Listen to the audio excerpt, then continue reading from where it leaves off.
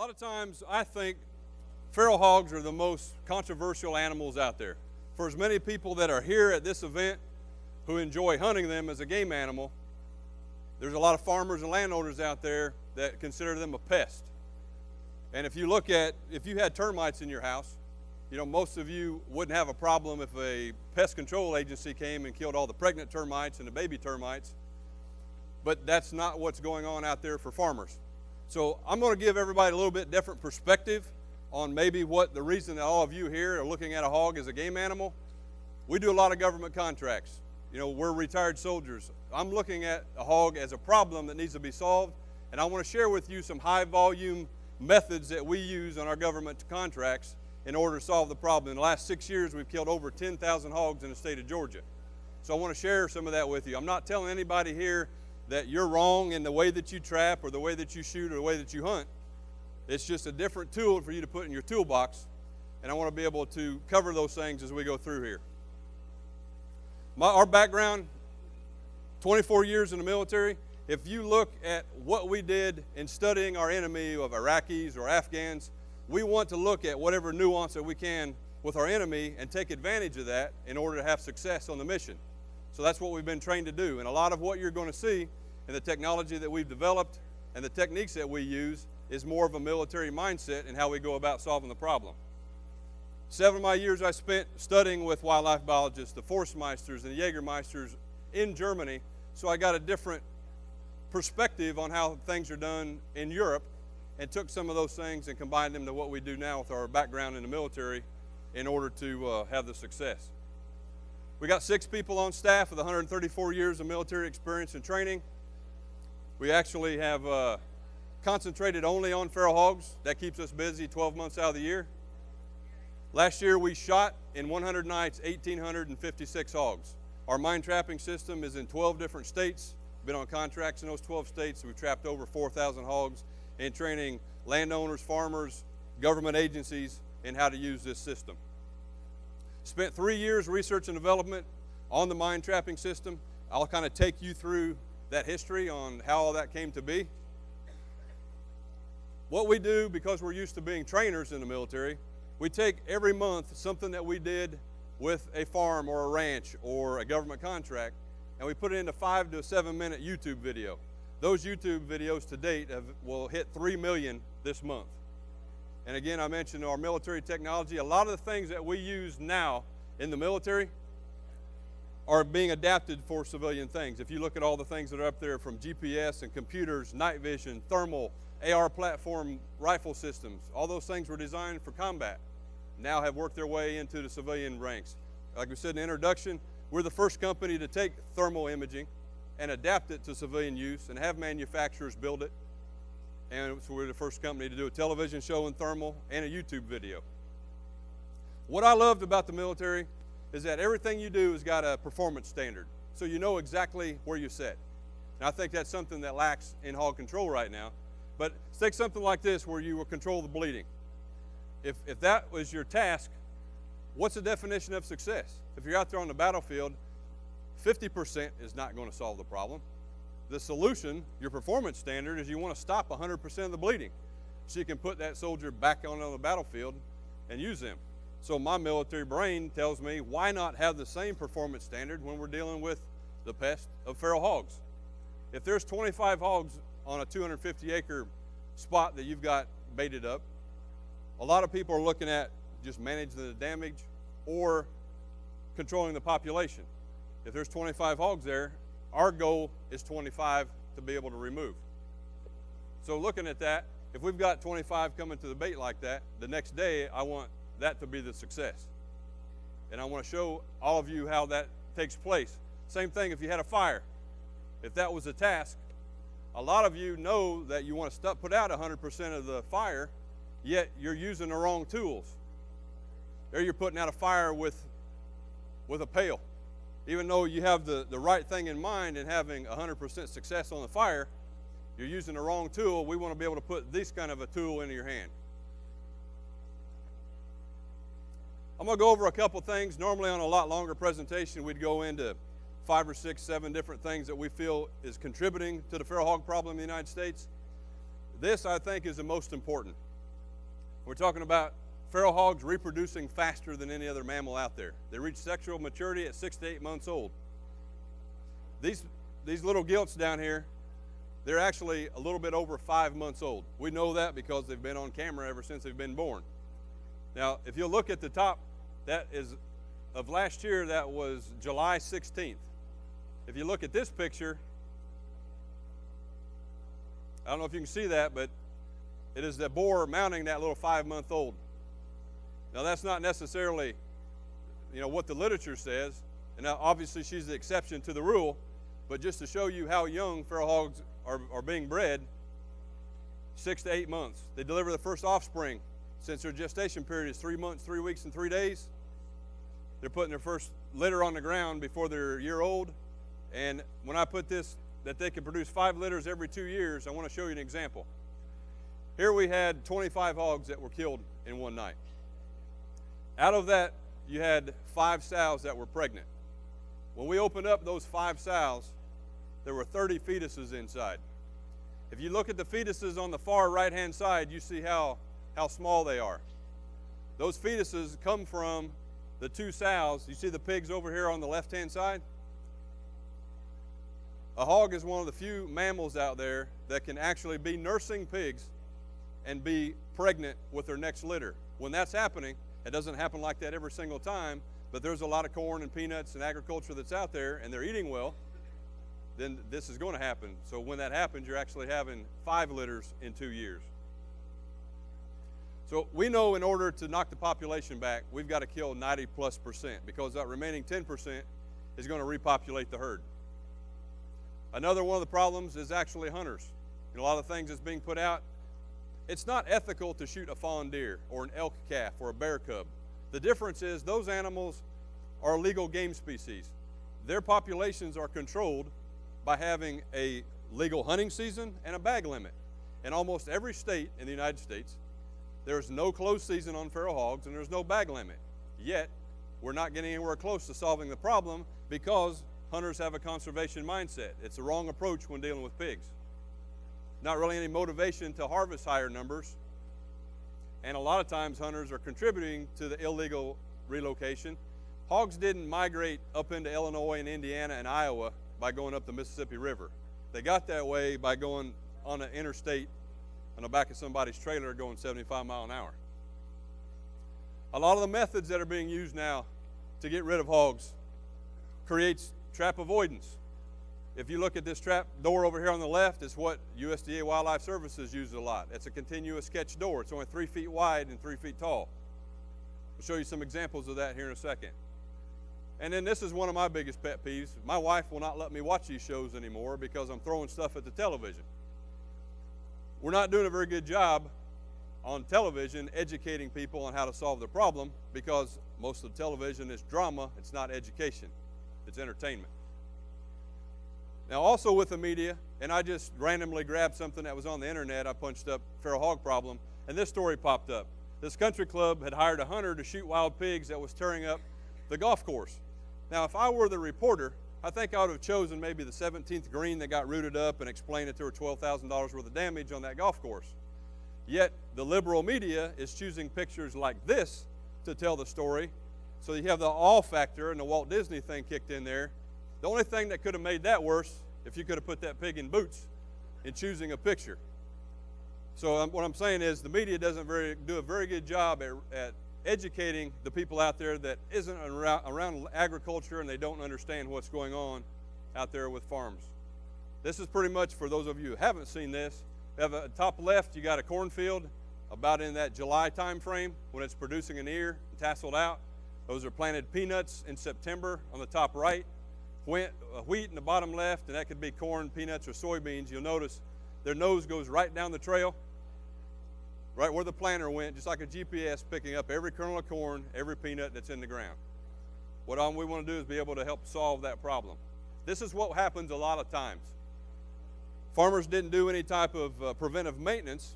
They understand that if you put, in the wintertime, if you got your combines and tractors out there, you need to put grease in the bearings in the wintertime so that you don't have problems. Yet they're not doing anything to do preventive maintenance on their feral hogs.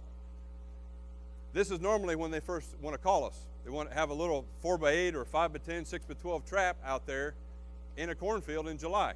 This would be like us knowing that we're going to go eat filet mignon tonight, but we're going to stop at the hot dog stand on the way there. You're not going to catch any hogs in that little 4x8 trap when he's got 100 acres of planted corn to feed in. This is a normal trap enclosure that's used by a lot of government agencies. Number one, take a look at the panels. Those are not small enough at the bottom to hold a juvenile. Number two, look at the continuous catch door at the top. Only thing you have in there are 6 juveniles. You know that there were adults with that. All you did was educated the adults that didn't get trapped. So what we did, in order to prove our point that feral hogs don't use a continuous catch door, we set 20 of these type enclosures. We put the door open. We let the hogs feed in there to see, number one, how many of the hogs actually came inside that enclosure with a 3-foot wide gate. There's only about 50% of the hogs that used that. And this was another thing that actually happened. This is a video to show us there were 26 hogs that were coming to this site. There's 3 or 4 juveniles inside. Watch what happens when the very first adult pushed their way in. Watch the reaction to the other hogs that are outside. We just educated 22 other hogs.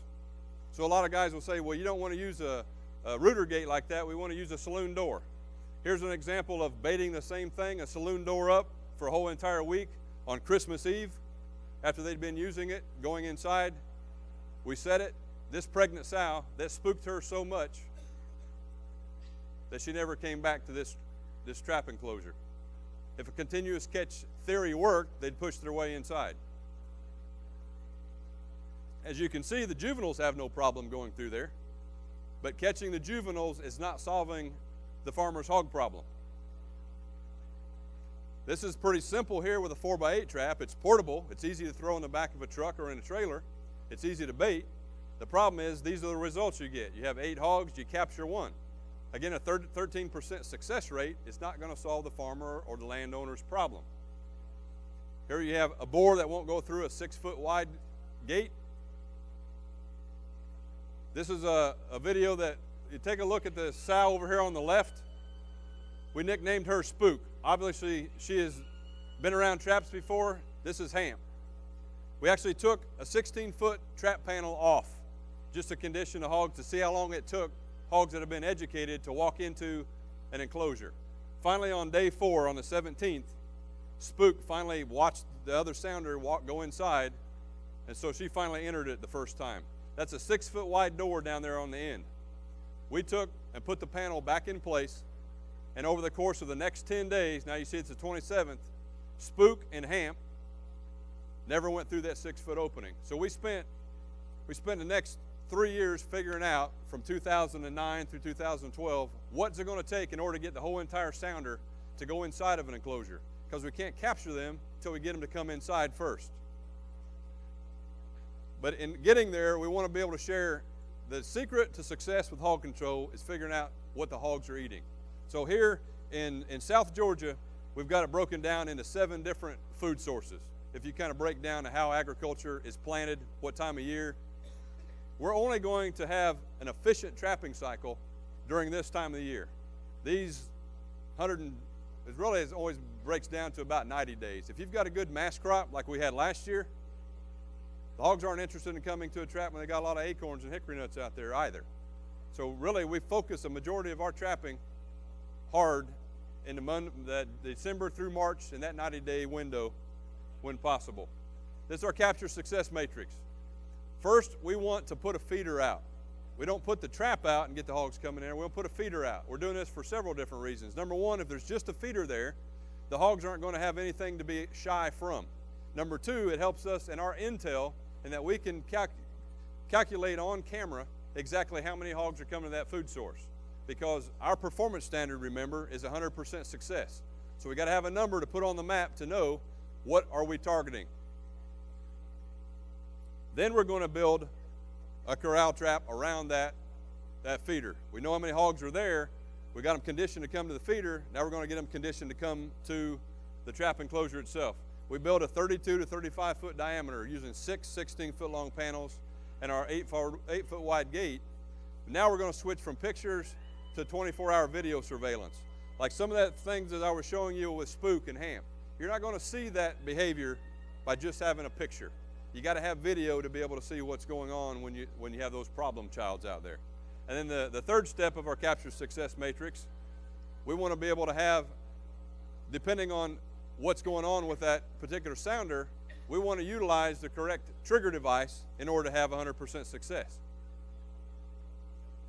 So here's an example of putting up a feeder. This is on the 3rd of May. And watch over the course of the next week, this feeder was set with a digital timer to spin at 07. So here on the 3rd, they showed up at 7:02. On the 4th, 7:03. On the 5th, 7. On the 6th, 7:01. The 7th, 6:59. You get the picture. Hogs are intelligent enough. They're the 5th most intelligent animal out there to know when that feeder spins. We just got to be smarter than the enemy here. So once we have them timed pretty much, and that's not going to work year-round. There's a lot of times out there where you might have a rotation maybe on pressure that they'll come over third or fourth day. There you see the 32-foot with 8-foot door in place, and we put that in the exact same place that the hog's been coming out of the wooded place over here on the corner where the hog's been coming through the wood line to get there. Trap panel selection. A lot of people want to use a cattle panel or a combination panel. I want to show you why that doesn't work. On the left, you see a combination panel. On the right is what they call a cattle panel. Cattle panels have a 4-inch openings at the bottom, and it's graduated to a 6-inch opening. These pigs are 9 weeks old. They didn't even slow down. So again, if your performance standard is 100% success, you can't utilize that. You're going to lose everything that's 9 weeks old and older. They're younger. Here's a combination panel. You got a 4-inch opening. These are 7-week-old pigs getting through a 4-inch opening. We had a certified wildlife biologist tell us that the 4-inch openings are okay because if they're escaping when they're 7 weeks old, that they couldn't live without their mother's milk. Well, I don't think they pay attention to what's going on in agriculture. They're actually weaning pigs now when they're 3 weeks old. This is one of our 1656 panels. You can see it's built like a commercial hog panel at the bottom. Now, this is a very important video. We want to show pig behavior here. The breakup of this sounder group, you got 6 pigs that are 6 weeks old, you got 6 pigs that are about 2 months old, and you got 4 sows for a total of 16 pigs. Now, they've came to this feeder every day. They know where the feeder's at. Now, the next day, we're actually going to put up the gate itself. Now, the gate's in place. The only thing that's inside this trap are the 6 2-month-old pigs. Now, look at the behavior of the 6 2-month-old pigs back there behind the trap. They fed in there just fine for the last 3 or 4 days. Their brains are only another month more advanced, but they're mimicking their mother. Now watch what happens on day 2. On day 2, we got a little bit of recruitment. We got 6 plus 2. We want to use the young, dumb juveniles to lure the smart adults in. Now this is day 3. Now we got 6 plus 5, 6 plus 4. Those are the 2 smartest pigs in that group. This is day 4. This is what we're looking for right here. The sow that belongs to those 6 pigs, once she came in the trap on day 4, now watch the domino effect. Watch all the adults. The second adult just came in. Now the third adult. Now watch the 4th adult. She's the smartest one in the whole sounder. She actually looks up at the gate, but succumbed to peer pressure. Whenever we see this, now we know we can have 100% success. Now you remember that feeder's going off at 7 o'clock in the morning. These hogs showed up at 6:54. If you just had that on a tripwire, every juvenile in that group has already gone through that whole entire trap looking for 1 kernel of corn. The same sows that wouldn't have anything to do with this trap are laying at the threshold waiting for it to spin. Now we're on site. We actually videotaped this. Now feeder just spun. Again, if you had that on a tripwire, all the juveniles that run in there to the back would have tripped it, and we would have missed 1, 2, 3 of the adult sows and 3 of the shoats. We missed 6 of the 16. By a human being controlling when that gate closes, now we can guarantee that you have 100% success. We're just going to let the hogs move around, give them a minute, Now all 16 hogs are inside. Manually initiated nuisance elimination, whether you're on site or off site with a camera, you can still control when the gate closes.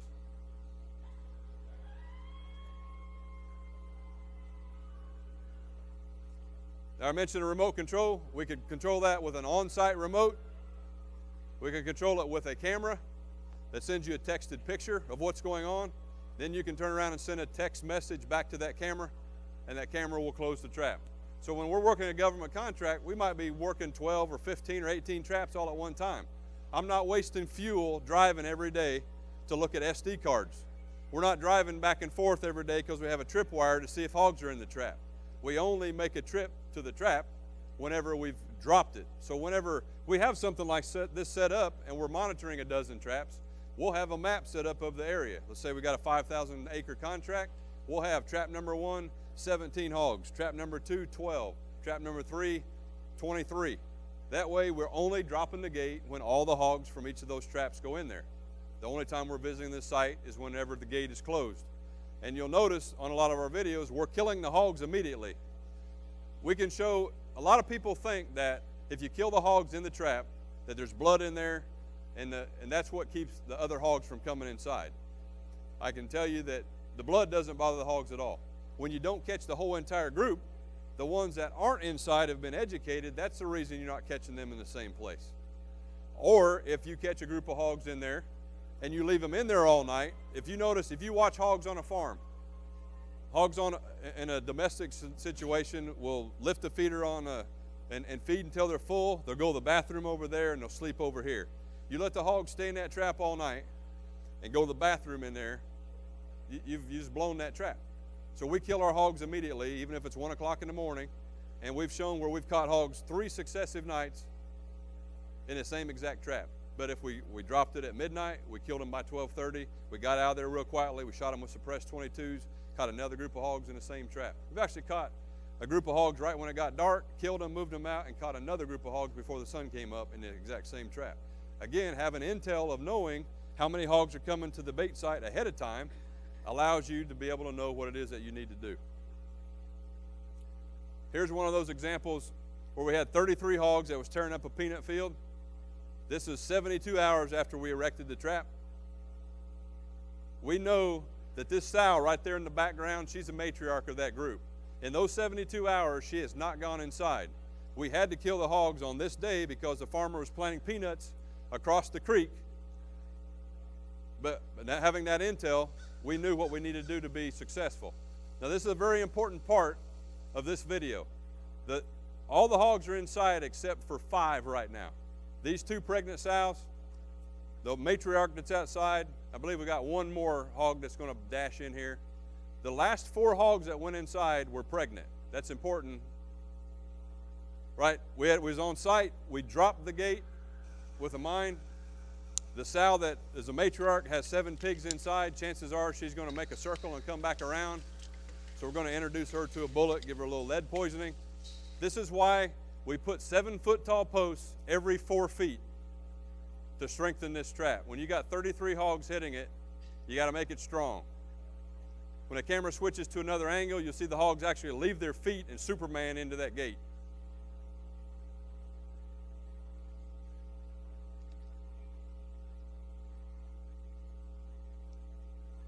A lot of people tell us that hogs will jump out or they'll climb the fence. As many hogs as we capture, we've never got that on video, but we're not leaving them in there for 8 hours either. These hogs were dead within 15 minutes. There's the one that circled around and tried to get away. So we had a perfect 33 of 33 success there. We trapped 32 and shot 1. Whatever it takes to get the mission accomplished. But farmers want to see that result right there. Now, the last 4 hogs that walked into that trap had 28 fetuses inside. If I ask any farmer or landowner in the United States, would you be happy trapping 29 of 33 hogs? Every single one of them says, of course. But if you really look at the numbers, in a month, whenever those hit the ground, you really only netted 1 pig. So that's why it is so important to have that 100% success, because all the time when we're talking to people, they're killing hogs, they're killing thousands, but they're not killing the whole entire group, and this is happening. that's why it's so important. Now here's an example of the 3 adults came to this trap for a week while we were having rains of 3 and 4 inches. The 8 juveniles couldn't get across the creek. The first day that those juveniles showed up, we got it on camera. It's sent to us. We pushed a button. We didn't waste all that time again going back and forth to that trap site wondering if those 8 showed up. Again, 100% success without wasting any time, fuel. Now, am I saying that every single hog on a property is going to come to a trap? Of course not. Our goal is to try and knock out 70–80% of that population from December to March. We're always going to have the boar bachelor groups that are not going to come in. We're going to have actually some sow sounder groups that come in. But instead of going out into the field during the farmer's planting season in March, April, and May and dealing with 50 hogs out there, if we've done a good job of knocking the population back from 250 to, let's say, 210, now we've only got, those 40 hogs left to shoot. Because it doesn't matter how many good shooters you have on a situation like that. I don't care how many traps you have set out when a farmer's planting corn. I don't care how many dogs you drop. You're not going to have 100% success on that. We got to be able to throw several different things at them.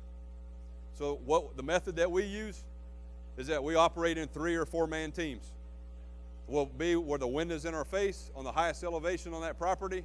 So it's kind of like being in an observation point, listening point. So as those hogs come out, we can spot them using the thermal optics. Once we spot a group of hogs, we'll actually stalk them in a single file line. A lot of people think that feral hogs don't have very good eyesight, and that might be true, but they're a lot more intelligent than the deer. A deer might think they see something, they'll stand and stomp and blow and try and figure out what you are.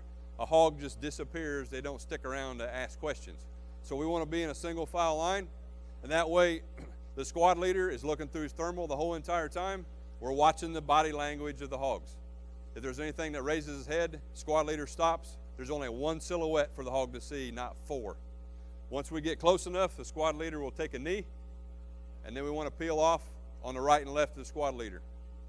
If everything goes right, we operate on a 3, 2, 1 countdown, and those 5 hogs will be dead in about a half a second. Because we want 3 bullets going down range all at the exact same time. So the hunter on the right is going to shoot the hog on the right, the shooter on the left is going to shoot the hog on the left. Everybody's got their sector of fire for safety.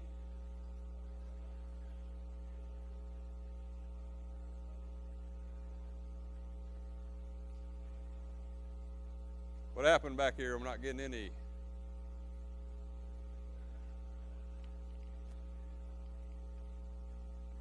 You gonna check?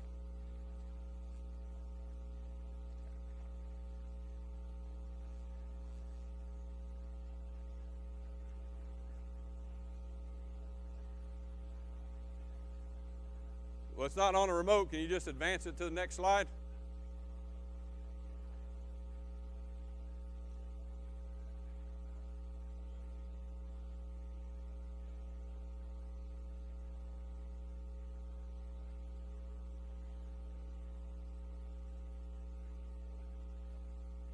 Lock up.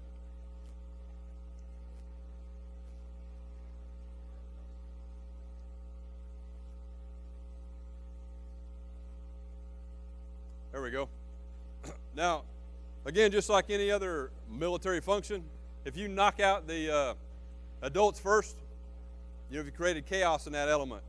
And that's what we're trying to do. Those juveniles, they take all their commands from mama. So if we can knock her down first, a lot of times all the juveniles will ball up about 50 yards away, and we can energize all them at one time. We always knock out the adults first. And we're the first company to bring the thermal technology to the marketplace. The 640 by 480 scopes that we use with 100 millimeter lenses, we can actually see what's going on a mile away. We know that there's 6 somethings moving in that field. We've got to be within a half mile to know, are we looking at 6 hogs or 6 deer? It's pretty expensive technology, but if you do it for a living like we do, it's very, very effective. Most thermal technology, thermal scopes, operates on an electronic zoom. They're not fixed like a night vision scope is. So you push a button. So like up there at the top, that hog or a deer, like a deer nuisance permit, you push a button and it brings everything in closer. Now here's an example of, this is a farm that we had a very good trapping program set in the wintertime. We did a good job of knocking the hogs down in the spring. This is one of the first times that we went out in September. A lot of these hogs you're going to see standing in peanut vegetation. That's why you don't see their legs. But you'll notice as we're going through here, what you see a lot of are single bores because we've knocked out all those sow and pig sounder groups. So the first field that we come up to, single bore. Second field is a peanut field. They're standing in peanuts, single bore. Third field, single bore coming across a chiseled cornfield heading to the peanuts. Single bore in a peanut. Ooh, nice shot. Okay. Now, we spotted these hogs from about 600 yards away. We stalked within 3, 50 yards. 2, 1.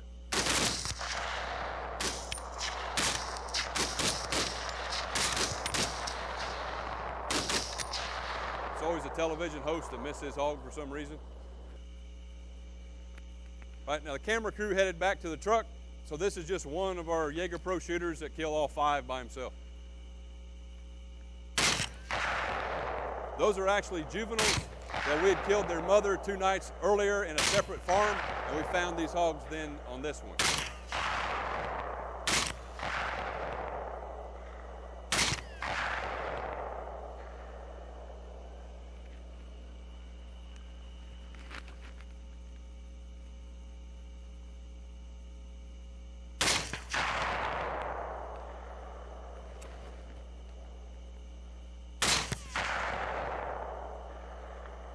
And then this is the last stalk. There's 4 adults that's in peanuts. There's a deer off to the left. Here we go. Make sure the cameraman knows.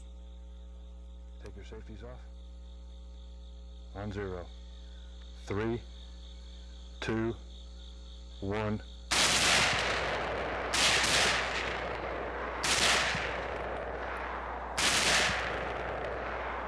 Don't shoot the deer. Congratulations. These 2 hunters harvested 17 Again, hogs that's what in one night. farmer wants to see. We saw 17 hogs that night. We killed 17 hogs, 100% success. And then here's a little bit of night vision thermal or night vision footage. A lot of people ask us what's the difference between night vision and thermal. You can be just as successful with night vision. You just can't see as far. And also, if you shine a spotlight on a hog's eyes, they're not going to reflect back like a deer. And this is awful dark because we're going on this big board, but that's about a quarter moon looking through night vision with no infrared illumination. You can see that's a Poland China spotted boar.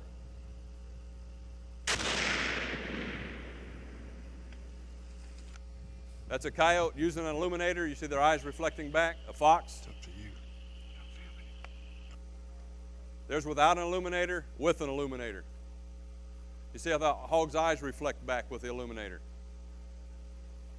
And that's infrared. You can't see that with your naked eye. That's a full moon. You don't need any illumination at all.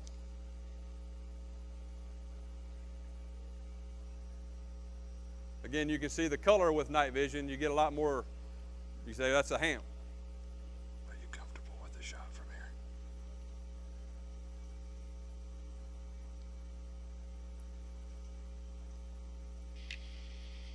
A lot of times for military and law enforcement, they like using night vision because most of your shots are inside of 80 yards, and it's better to get facial recognition on a bad guy using night vision. It's just easier to see a long distance and pick up heat using thermal.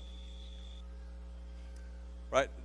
One of the legs of our business is that out-of-state hunters can come into Georgia. We issue them an AR platform 308 rifle with a $13,000 thermal scope, and we take them out to the farms that have the problems and have nights like this.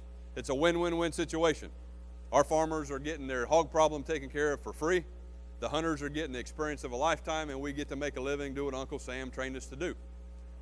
However, this is a lot of fun, but look at how many man hours we put into killing 28 hogs.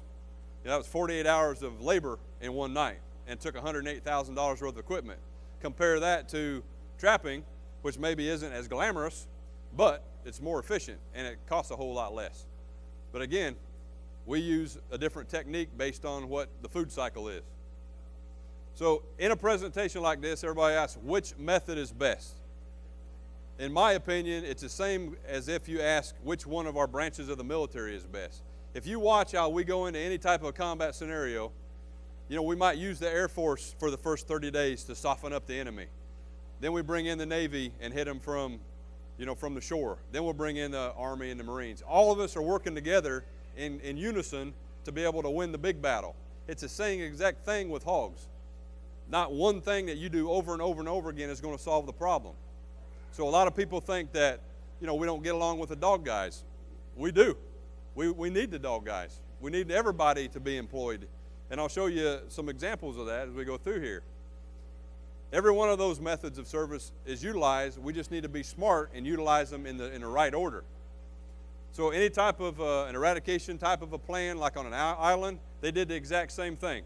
They apply a range of techniques in a systematic order where you're not educating the animals and you're taking all of them out in that systematic order so you avoid escape and you don't educate them.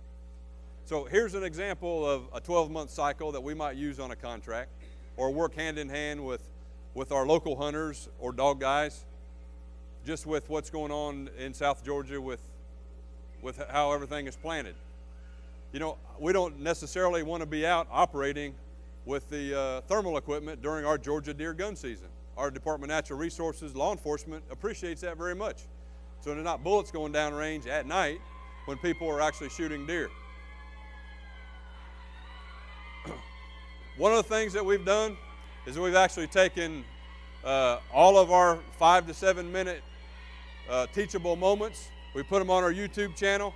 If you don't get anything else out of anything that's taken place in the last 45 minutes, you're going to get a whole lot of education by watching those 37 videos that we have on our YouTube channel. You can actually go to our website, and on our homepage, we put out a monthly video newsletter where our latest video we put out. So if nothing else, if you take away, there's a lot of education on there, a lot of mistakes that has been made in the past that's going to get you to where you need to be. And with that, that's our contact information. I'm sure that there are questions out there, and I got a couple minutes to answer any questions if anybody has any.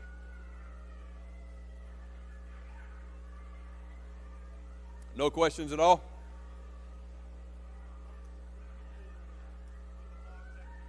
That's a very good question. He asked, what do we do with the hogs after we shoot them?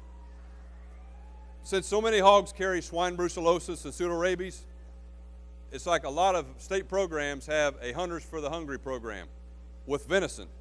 You can do that with venison because they don't carry those diseases. We've actually gotten with our USDA Department of Ag and asked them if we could donate the meat directly to the food banks, would that be permissible? They said absolutely not. Now, it's okay for us to, here in Texas with buying stations, we can process the hogs, sell them to Europe, but it's not okay to give the meat away to people that need it here in the United States. I mean, to me, it's government at its finest. It's just one of those things that don't make sense. So like with us, the 1,000 hogs that we kill on this government contract right now for the, and the reason that the Environmental Protection Agency is paying that is got triple the fecal E. coli bacteria that's in the water system. So when you get, you know, that type of bacteria in the water system, of course you want to be able to get rid of them. So even though I can't, as a business, go directly to the Valley Rescue Mission and donate the pork, we can kind of launder it through the churches. It's okay for the churches to be able to do that. So most of our hogs get donated to the churches or whatever needy families. But we also run into problems where it used to be that, let's say the Baptist minister could call us up on a Friday night and say, hey, Rod, we're going to have a wild game supper Saturday evening. Can you take 10 sows and drop them off at the meat processor? We'd be happy to do that. But then there's a lot of jealousy that happens with us killing a couple thousand hogs a year. So they called the U.S. Department of Agriculture and said, Jager Pro's selling hogs. Well, we're donating the hogs to the meat processor, and he charges $40 for the meat processing. So now what has to happen is somebody from the church has to come down and take the hogs off our truck and drag them across the threshold of the meat processor. Again, a bunch of government semantics, yet the hogs are still being eaten by somebody, which is important to us. But the bottom line, I still look at a hog as a pest, like a rat, a cockroach, or a termite. If hogs weren't being donated, it's not like they're a game animal, and a lot of people don't like eating big boars anyway. We try to donate as many as possible, but when you've killed 10,000 hogs in the last 6 years, I'm not going to stand up here and say that all of them went in somebody's freezer, because they didn't. It's almost easier from a liability standpoint for that farmer to dig a hole, and that's where everything ends up. We just try to do the right thing and giving needy people the meat, as long as they come and meet us at the truck and take it off there. Any other questions? Well, I very much appreciate everybody's time. Enjoy the rest of the weekend. Thanks.